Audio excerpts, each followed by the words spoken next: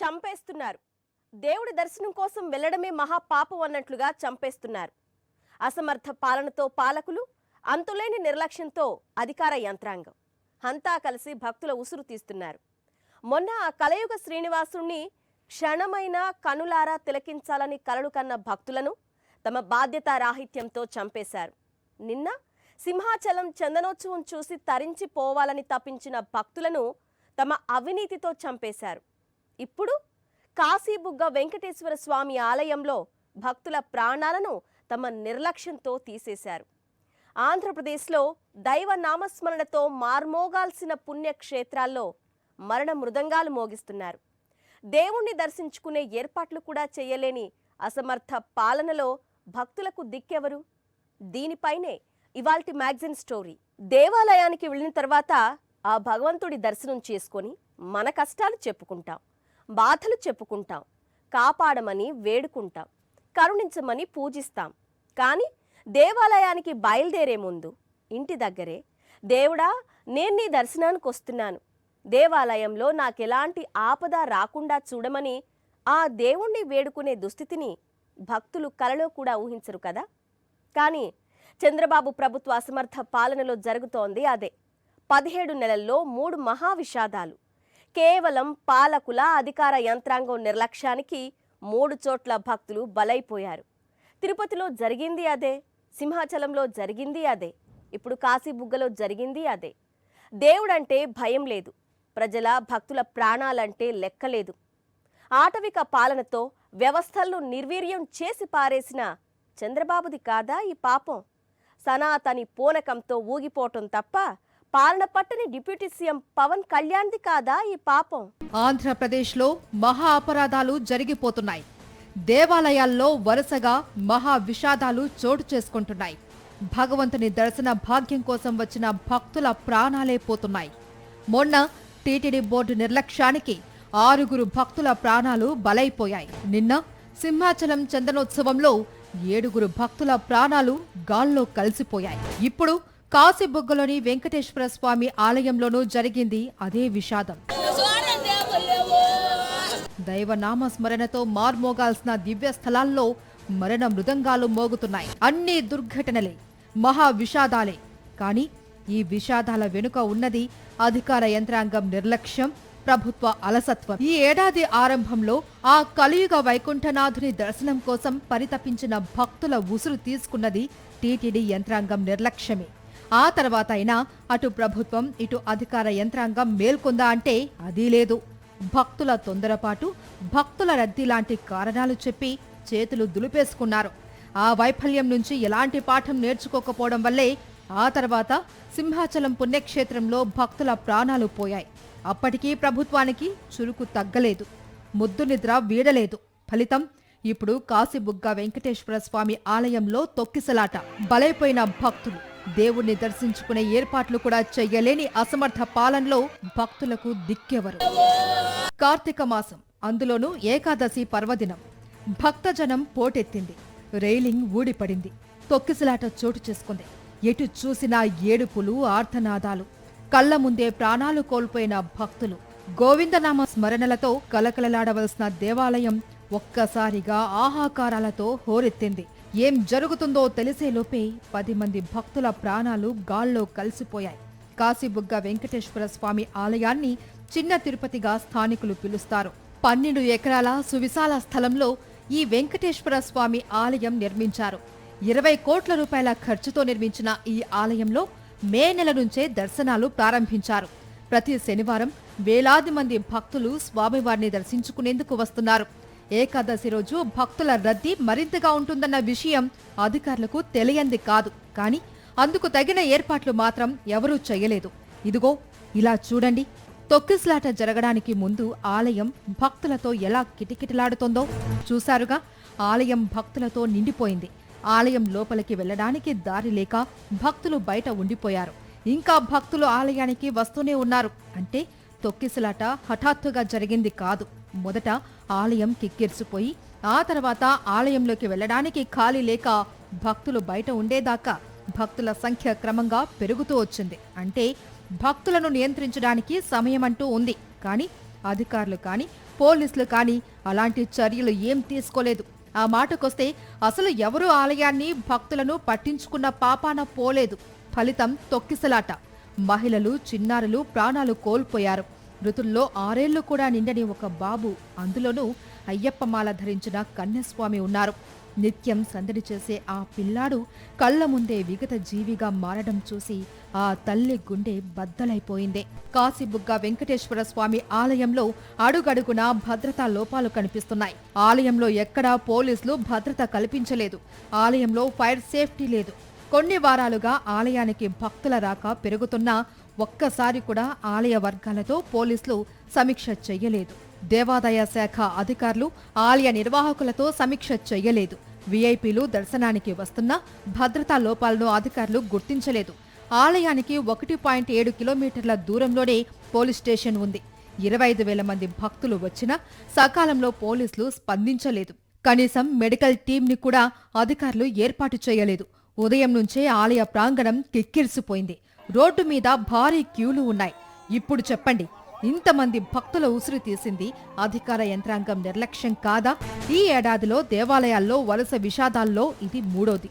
మరో దారుణమైన విషయం ఏంటంటే, మంత్రి ఆనం రామనారాయణ రెడ్డి కాశీబుగ్గ విషాదంపై స్పందిస్తూ అది ప్రైవేటు దేవాలయం, ప్రభుత్వానికి సంబంధం లేదు అని తప్పించుకునే ప్రయత్నం చేశారు. మొత్తం మీద ఈ ఆలయం అనేటువంటిది ఇది ప్రభుత్వ ఆధీనంలో ఉన్నటువంటి ఆలయం కాదు.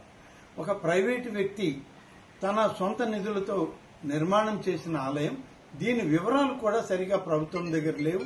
దేవాదాయ శాఖ కానీ ఇతర జిల్లా అధికారులకు కూడా ఆ నిర్మాణం చేసిన వ్యక్తి ఈ ఆలయ వివరాలు ఇవ్వకుండా ఇవాళ ఏకాదశి పర్వదినాన దాన్ని ప్రారంభించుకుని ఎక్కువ మంది భక్తులు రావడం జరిగింది. ఆ ఆలయ పరిధి కేవలం 2-3 వేలు మాత్రమే సరిపోయేటువంటి ఆలయం. కానీ ఈరోజు ఈ ఏకాదశి కారణం కార్తీక మాసం వల్ల దాదాపు 25,000 మంది పైన జనాభా వచ్చారని, అందులో సరైన క్యూ లైన్ లేకపోవడంలో తొక్కిసలాట జరిగిందని ఇప్పటి వరకు మాకు అందుతున్న సమాచారం. కానీ ఏదేమైనా అంతమంది భక్తులు చనిపోవడం అనేటువంటిది చాలా బాధాకరం. వారి కుటుంబ సభ్యులకి రాష్ట్ర ప్రభుత్వం తరఫున, దేవాదాయ శాఖ తరఫున వారికి ప్రగాఢమైన సానుభూతిని తెలియజేస్తూ. విన్నారుగా మంత్రి గారి మాటలు. అయ్యా ఆనం గారు, అది ప్రైవేటు దేవాలయం అయితే ఏంటండి? భారతదేశంలోనే ఉంది కదా, ఆంధ్రప్రదేశ్లోనే ఉంది కదా. ఆ దేవాలయానికి కూతవేటు దూరంలోనే 1.5 కిలోమీటర్ల దూరంలోనే పోలీస్ స్టేషన్ ఉంది కదా. 25,000 మంది భక్తులు 5 నిమిషాల్లోనో 10 నిమిషాల్లోనో ఆకాశం నుంచి ఊడిపడలేదు కదా. తెల్లవారుజాము నుంచి కాస్తగా భక్తుల రద్దీ పెరుగుతూ వచ్చింది. కంట్రోల్ చేసే స్థాయికి మించి భక్తులు వస్తున్నారని గ్రహించడానికి, భక్తుల రద్దీని క్రమబద్ధీకరించడానికి చాలా సమయం ఉంది. కానీ అటు పోలీసులు ఇటు అధికారులు ఆ పని మాత్రం చెయ్యలేదు. అయినా ఆనం గారు ఒక మంత్రి అయి ఉండి ఆ ఆలయం ప్రైవేటుది, ప్రభుత్వానికి సంబంధం లేదు అన్నట్లు మాట్లాడతారేంటి? వినాయక చవితి సందర్భంగా ప్రతి వీధిలోనూ వినాయక మండపం పెడతారు. అవి ప్రభుత్వానివి కావు, ప్రైవేటువే. కానీ వినాయక మండపం పెట్టడానికి ప్రభుత్వ అనుమతి కావాలి. ప్రతి వినాయక మండపం వద్ద పోలీసులను కాపలా పెడుతుంది ప్రభుత్వం కదా. ఎందుకని? ఎందుకంటే అది ప్రభుత్వ కనీస బాధ్యత. అలాంటిది కొన్ని వేల మంది ఓ గుడికి వెళ్తుంటే ప్రభుత్వ నిఘా విభాగానికి ఏమాత్రం తెలియదా? ఇందులో ప్రభుత్వానికి బాధ్యత ఏమీ లేదా? కాశీబుగ్గ వెంకటేశ్వర స్వామి ఆలయంలో ఈ రోజు జరిగినటువంటి దుర్ఘటనలో 10 మంది చనిపోవటం తీవ్రంగా కలిచివేస్తోంది. ఇలాంటి పర్వదినాలలో భక్తుల తాకిడి పెద్ద ఎత్తున ఉంటుందని తెలిసి కూడా ప్రభుత్వం బాధ్యతారాహిత్యంగా వ్యవహరించటం అన్నది ఇక్కడ అన్నింటికంటే పెద్ద సమస్య. భక్తులకు మెరుగైనటువంటి సౌకర్యాలు కలుగజేయాలా అన్నటువంటి ఆలోచన, ఆ ఇంగిత జ్ఞానం ఈ ప్రభుత్వానికి లేకపోవటం. ఈ రోజున ప్రజలందరూ కూడా అనుకుంటున్నారు, ఇంత దుర్ఘటనలు జరుగుతున్నాయి అంటే ఈ చంద్రబాబు గారి ప్రభుత్వం పట్ల భగవంతునికి కూడా కోపం ఉన్నది అన్నంతగా భక్తులు చెప్తున్నారంటే ఇప్పటికైనా బుద్ధి తెచ్చుకోవాలా చంద్రబాబు గారి ప్రభుత్వం. ఆంధ్రప్రదేశ్లో పాలన ఎంత ఘోరంగా సాగుతుందో, ప్రభుత్వ వ్యవస్థలు ఎంత దారుణంగా ఘోరంగా పనిచేస్తున్నాయో చెప్పడానికి కాశీబుగ్గ విషాదం మరో ఉదాహరణ. ప్రభుత్వ అరాచకాలను ప్రశ్నించిన పాపానికే తప్పుడు కేసులు పెట్టి అక్రమ అరెస్టులు చేయించి సామాన్య ప్రజలను హింసించడానికి పాలకులకు చాలా సమయం ఉంటుంది. తగినంత మంది పోలీసులు ఉంటారు. కానీ దేవాలయంలో భక్తుల రద్దీని క్రమబద్ధీకరించడం మీద దృష్టి పెట్టడానికి మాత్రం ఏలిన వారికి కాకీలకు తీరిక ఉండదు. అక్కడ సుమారు 15,000 నుంచి 25,000 మంది, పోనీ 15,000 అనుకుంటే ప్రభుత్వం చెప్పినట్టుగా ఇన్ని వేల మంది వస్తే మినిమం అక్కడ బందోబస్తు ఏర్పాటు చేయలేదు, 2 కానిస్టేబుల్ ఉన్నారని చెప్తున్నారు. సినిమా హీరోయిన్లు సినిమా ప్రమోషన్లకి వస్తే పెద్ద పెద్ద బందోబస్తులు రోప్ పార్టీలు ఏర్పాటు చేస్తారు. మీ రికమెండేషన్తో ఎవడన్నా సినిమా హీరోయిన్లు ఎక్కడెక్కడ తిరిగితే ప్రమోషన్ల కోసం వాళ్ళకి మాత్రం రెడ్ కార్పెట్లు వేస్తారు. ఐపీఎస్ అధికారుల మీద కేసు పెట్టడానికి ఒక హీరోయిన్ వస్తే ఆవిడికి మీరు ఎస్కార్ట్లు ఇచ్చి తీసుకెళ్తారు. భక్తులు, వేలాది మంది భక్తులు వచ్చిన టెంపుల్ దగ్గర మీ బందోబస్తు ఉండదు. అసమర్థతతో, నిర్లక్ష్యంతో నిండు ప్రాణాలను బలి తీసుకున్నారు. ఇంత జరిగిన తర్వాత కూడా చంద్రబాబు ప్రభుత్వం తీరులో ఏమాత్రం మార్పు రాలేదు. జరిగిన దారుణం నుంచి తప్పించుకుపోవడానికి కొత్త ఎత్తులు వేస్తున్నారు. ఆ క్రమంలోనే అది ప్రైవేటు ఆలయం అంటూ దిక్కుమాలిన సాకులు చెప్పుకొస్తున్నారు. నిజమేలే, భక్తుల ఉసురు తీసుకోవడం ఈ ప్రభుత్వానికి ఇదేం కొత్త కాదు కదా. తిరుపతి, సింహాచలం, ఇప్పుడు కాశీబుగ్గ. అసలు ఆ మాటకొస్తే గతంలో గోదావరి పుష్కరాల్లో చంద్రబాబు ప్రచార యావకి 27 మంది భక్తులు బలైపోయారు కదా. దేవుడంటేనే భయం లేని పాలకులకు భక్తుల ప్రాణాలంటే మాత్రం లెక్కెందుకుంటుంది? తిరుమల తిరుపతి దేవస్థానానికి రద్దీ అన్నది కొత్తేం కాదు. ఆ మాటకొస్తే అసలు ఆ దేవదేవుడి సన్నిధిలో రద్దీ లేనిదెప్పుడు? నిత్యం 1,00,000 మందికి తగ్గని భక్తజనంతో తిరుమల కళకళలాడుతూ ఉంటుంది. అంతమంది భక్తులకు అన్ని సౌకర్యాలు కల్పించడం టీటీడీకి చాలా అలవాటైన పని. అలాంటిది వైకుంఠ ఏకాదశి టికెట్ల కోసం జరిగిన తొక్కిసలాటలో 6 భక్తులు ప్రాణాలు కోల్పోయారు. సరైన ఏర్పాట్లు చేయని టీటీడీ పాలక మండలిది కాదా ఆ పాపం? తొక్కిసలాటలో నలిగి సాయం కోసం అరిచి దీనంగా 6 భక్తులు ప్రాణాలు విడిచారు. చింతించటం తప్ప చేసేదేం లేదన్న బిఆర్ నాయుడు ఇప్పటికీ టీటీడీ చైర్మన్గా కొనసాగుతున్నారు. ఆ తర్వాత ఏపీలో 2 ఆలయాల్లో ఘోరాలు జరిగిపోయాయి. దీన్ని బట్టి అర్థం చేసుకోవచ్చు ఆంధ్రప్రదేశ్ పాలకులకు దేవాలయాల నిర్వహణ మీద ఎంత చిత్తశుద్ధి ఉందో, భక్తుల ప్రాణాలకు ఎంత విలువ ఉందో. ఆంధ్రప్రదేశ్లో వరుసగా దేవాలయాల్లో భక్తుల ప్రాణాలను మింగేస్తూ ఉన్నాయి తొక్కిసలాటలు. అందుకు కారణం ప్రభుత్వ అధికార యంత్రాంగం నిర్లక్ష్యం, అసమర్థత. 2025 జనవరి 8వ తేదీన తిరుమల తిరుపతి దేవస్థానం చరిత్రలోనే మహా అపరాధం జరిగిపోయింది. వైకుంఠ ఏకాదశి టికెట్ల కోసం వచ్చిన భక్తులకు టీటీడీ నరకం చూపించింది. రాజకీయ నియామకాలతో టీటీడీ బోర్డుని చంద్రబాబు నింపేస్తే ఆయన ఆటవిక పాలన్ని ఆదర్శంగా తీసుకున్న టీటీడీ పాలక మండలి చరిత్రలో ఎన్నడూ లేని బాధ్యత రాహిత్యాన్ని ప్రదర్శించింది. పోలీసులను, రెవెన్యూ డిపార్ట్మెంట్ని సమన్వయం చేసుకుంటూ ముందుకు సాగాల్సిన టీటీడీ బోర్డు మొద్దు నిద్రపోయింది. ఫలితం అంతులేని విషాదం, 6 కుటుంబాల్లో అంతులేని దుఃఖం. భక్తులు కలలో కూడా ఊహించని మహా దారుణం జరిగింది. 1, 2 కాదు, ఏకంగా 6 ప్రాణాలు ఒకేసారి గాల్లో కలిసిపోయాయి. వైకుంఠ ఏకాదశి దర్శనాలకు టికెట్లు అమ్ముతున్నాం, రండి రండి అంటూ కొద్ది రోజులుగా విస్తృతంగా ప్రచారం చేయించారు. ఈ ప్రచారంతోనే రాష్ట్రం నలుమూలల నుంచే కాకుండా ఇరుగు పొరుగు రాష్ట్రాల నుండి భక్తులు పెద్ద సంఖ్యలో తరలివచ్చారు. వారికి అవసరమైన సదుపాయాలు, ఏర్పాట్లు కల్పించవలసిన బాధ్యత టీటీడీదే. కానీ అది జరగలేదు. సాధారణంగా ఇంత పెద్ద సంఖ్యలో భక్తులు తరలివచ్చే కార్యక్రమాల సందర్భాల్లో ముందస్తుగానే టీటీడీ యంత్రాంగం సమీక్షా సమావేశాలు నిర్వహించి ఉండాలి. లక్షలాదిగా తరలివచ్చే భక్తులకు ఎలాంటి ఏర్పాట్లు చేయాలి అన్న అంశంపై దృష్టి సారించాలి. ఎలాంటి అవాంఛనీయ ఘటన జరగకుండా ఉండేందుకు కట్టుదిట్టమైన భద్రతా ఏర్పాట్లకు నిర్ణయాలు తీసుకుని ఉండాలి. కానీ టీటీడీ చైర్మన్ బిఆర్ నాయుడు ఈ పని చెయ్యలేదు. రివ్యూ మీటింగ్ పెట్టలేదు. పోనీ ఏర్పాట్లైనా చేశారా అంటే అదీ లేదు. చివరకు ఆయన తప్పిదం కారణంగా 6 చనిపోతే ఆయన కనీసం పశ్చాత్తాపం కూడా వ్యక్తం చేయలేదు. అనుకోని ఘటన జరిగిపోయింది, ఇప్పుడిక ఏం చేస్తాం అంటూ నిర్లక్ష్యంగా వ్యాఖ్యానించారు. రేపులే ఎల్లుండి పండగ ఉంది. సో ముందర రోజు జరగటం చాలా బాధేస్తుంది. ఇలాంటివి జరగకుండా ఉండాల్సింది, కానీ దురదృష్టవశాత్తు ఇది జరిగింది. దాన్ని మనం ఏం చేయలేం. దైవ నిర్ణయం. మనం ఖండించటం తప్ప, వాళ్ళకి ఏదైనా సాయం చేయటం తప్ప మనం చేయాల్సిందేమీ లేదు. చూశారుగా, కేవలం తమ నిర్లక్ష్యం వల్ల, తమ అసమర్థత వల్ల, తమ చేతకానితనం వల్ల 6 భక్తులు ప్రాణాలు కోల్పోతే చింతించడం తప్ప ఏం చెయ్యలేము అని నిస్సిగ్గుగా చెప్పేశారు నాడు బిఆర్ నాయుడు. ఇంత దారుణం జరిగిన తర్వాత కూడా బిఆర్ నాయుడు ఎంత అహంకారపూరితంగా, నిర్లక్ష్యంగా మాట్లాడారో ఒకసారి వినండి. నాకు ఇన్ఫర్మేషన్ ఉంది గొడవలు జరుగుతాయేమో అని, అందుకని నేను ఈరోజు మార్నింగ్ కూడా ప్రెస్ మీట్లో అదే చెప్పాను. తిరుమలకి రానివ్వరేమో, దర్శనాలు కావేమో అనేటువంటి రూమర్ బాగా సోషల్ మీడియాలో స్ప్రెడ్ చేశారు. నాకు తెలుసు ఏ గొడవ అవుతుందేమో అనే నాలో అనుమానం ఉంది. నేను అధికారుల దగ్గర కూడా వ్యక్తం చేశాను. ఎస్పీ దగ్గర కూడా నేను టెంపుల్లో కనిపిస్తే చెప్పాను, మీరు ఆషామాషిగా తీసుకోవద్దండి, దీన్ని జాగ్రత్తగా చేయండి. విన్నారుగా ఈ దరిద్రాన్ని, విన్నారుగా టీటీడీకి పట్టిన దౌర్భాగ్య స్థితిని. ఏదో ఘటన జరిగే అవకాశం ఉందని బిఆర్ నాయుడికి ముందే అనిపించిందట. ఆయన తిరుమల తిరుపతి దేవస్థానం బోర్డు చైర్మన్. ఆయనకే ఏదో తేడాగా ఉందన్న భావన వస్తే ఏం చెయ్యాలి?